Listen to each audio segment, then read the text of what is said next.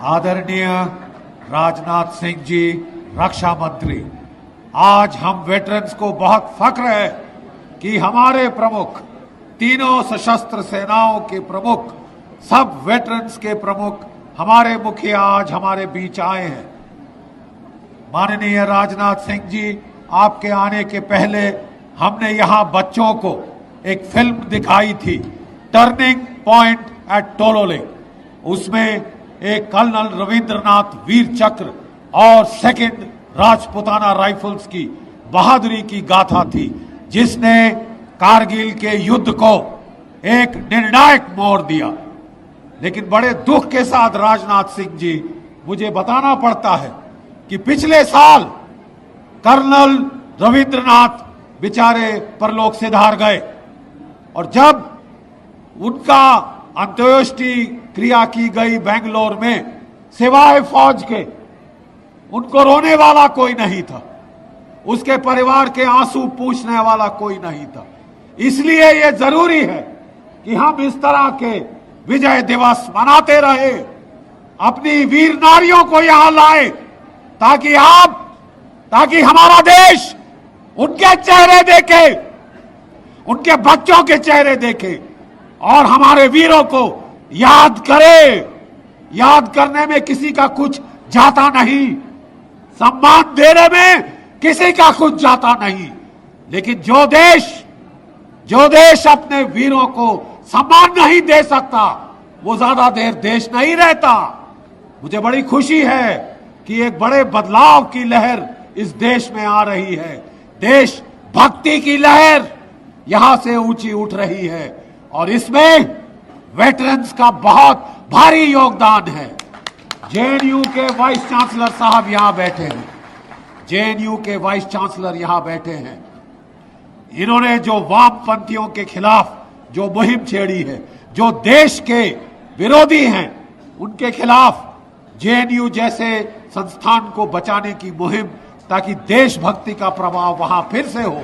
जब वहां कृष्ण कन्हैया एक नए अवतार में आ गए थे, तो उस वक्त इन्होंने हमें इजाजत दी, वेटरन्स इंडिया 2400 फुट लंबा झंडा, तिरंगा झंडा लेके वहां गए, क्योंकि हमें बताया गया था कि वहां कुछ ऐसे उपद्रवी छात्र हैं जो 6 फुट बाई 4 फुट का, जिनको भारतीय झंडा मंजूर नहीं है।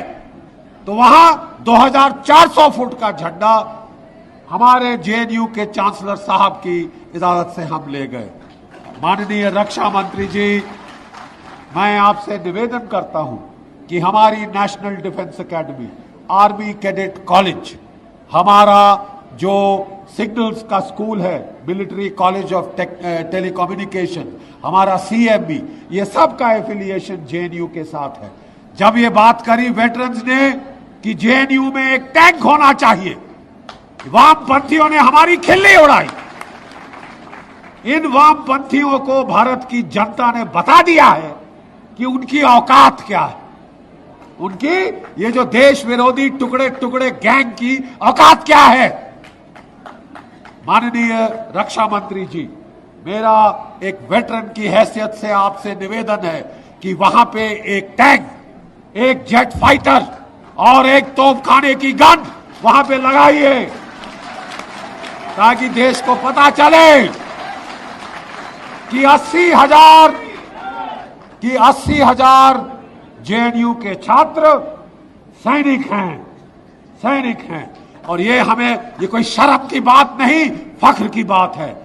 हमारी नेशनल डिफेंस एकेडमी में एक हट ऑफ रिमेम्बरेंस है, जिसमें जो भी हमारे अफसर शहीद हुए लड़ाई में, सारी लड़ाइयों में, उनके नाम स्वर्ण अक्षरों में लिखे गए। एक छोटी सी ऐसी हट हम चाहते हैं कि जेएनयू में भी बने, जेएनयू में बने, हर एक यूनिवर्सिटी में जिसके छात्र शहीद हुए हैं वो बने, क्योंकि अगर हम अपने शहीदों को याद नहीं रखेंगे, हम देश नहीं रहेंगे। ये देश में हवा बदल चुकी है, अब देशभक्ति की लहर फिर से उठ रही है। और माननीय रक्षा मंत्री जी, हम आपको बताना चाहते हैं, हम रिटायर्ड हैं, वी आर नॉट टायर्ड, हम थके नहीं हैं। आप आदेश दीजिए, जिस भी युद्ध में हमारी जरूरत है हम जाएंगे, हम फिर लड़ने को तैयार हैं, फिर लड़ने को आते रहें।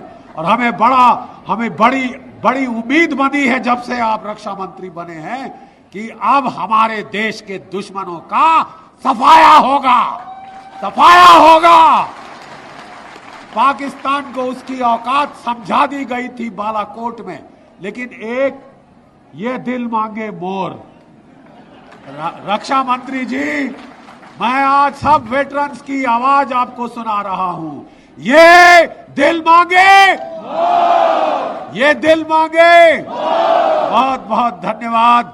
मैं एक बार फिर जो वेटरन्स इंडिया की हमारी प्रथा है उसके मुताबिक देखना चाहता हूं कि हमारे वेटरन्स और हमारे बच्चों में ज्यादा जोश है या इस बुढ़े सिपाही में। Are you ready? ओके, बोलिए मेरे पीछे, जय हिंद। अरे साहब, हमें मत सुनाइए, पाकिस्तान, इस्लामाबाद और बीजिंग तक की आवाज पहुंचाइए। एक बार फिर जय हिंद। Thank you.